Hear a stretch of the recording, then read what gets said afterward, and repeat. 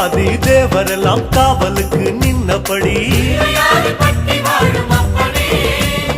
பூதாதி பூதகனம் புடைசூழ இருந்தபடி நாட்டுக்கோட்ட வீதியில நாட்டாம செஞ்சபடி கருப்பு கட்டி பணியாரம் சப்பு கொட்டி தின்னபடி சூரியன குண்டலமாய் காதிரண்டில் போட்டபடி ஆதார பீட சக்தி ஆசனத்தில் அமர்ந்தபடி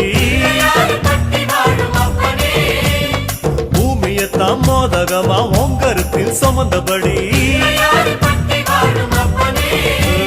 சுத்தி வரும் கோள்களையே மாலையாக